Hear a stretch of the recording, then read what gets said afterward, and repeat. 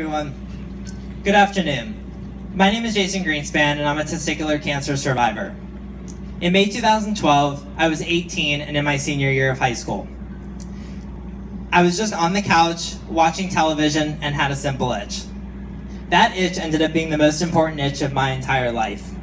I felt something hard, something I didn't remember feeling before.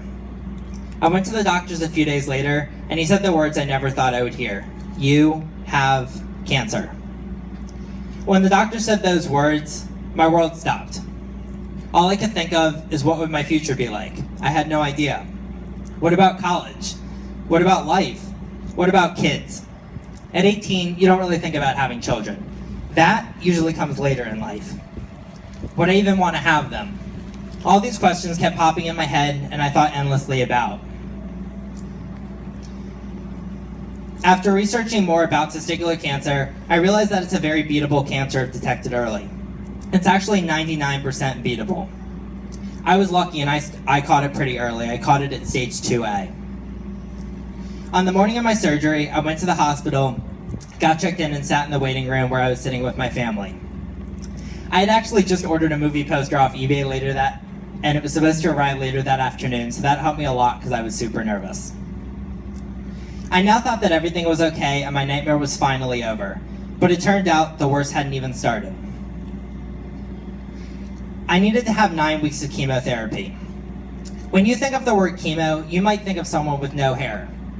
I couldn't imagine losing my hair. It's always been something that's been so important to me, and everyone who knows me knows that. But when I think of the word chemo, I think of someone who is strong, empowered, and who has the determination to survive. When I first walked into the chemo room, I was the youngest person in the room, which shocked me. I didn't think people like me could get cancer, especially being at such a young age. I remember asking my mom, "This is it? Chemo won't be hard." I later found out this statement would be far from the truth. But if you have the strength and determination to get through it, you can do anything. In order for me to receive my treatment, I would get a needle inserted in my arm every day. Towards the beginning, it was just 1 or 2 pricks, but as time progressed, it became more frequent. This was because it was harder to get the needle in my vein. I remember one day, though, it must have been at least 7 or 8 times, or it felt like that many. I was visibly shaken, frustrated, annoyed, mad, and started to tear up. There was this lady sitting next to me. She noticed my struggle and was trying to comfort me in any way she could. I don't remember how the conversation came up, but I remember her telling me that my song was Some Nights by the band Fun. To this day, that song gives me strength, and I feel so much in my element when I hear it. Shortly after chemo, I joined a program called Cancer to 5K. The program was comprised of cancer survivors and cancer patients, and the goal of it was to train us to run our first 5K post-treatment. My first 5K went past the building where I received my surgery, as well as the building where I received my treatment. To me, it was a way of saying, I won cancer, not you. The entire cancer experience has allowed me to meet many amazing survivors, caregivers, and just people in general. When I started this journey, I was in high school and immature.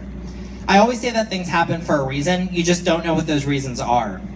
I think I was meant to help others, and I'll definitely say this experience has changed my life. In a good way, though. I'm able to share my experience with others, share my story, but most importantly, share my strength. Strength is in the mind, not the body. No one thinks that they're ever going to have cancer.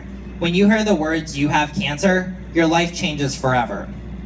I made it my life's mission to spread awareness about this type of cancer and share my experience with the world.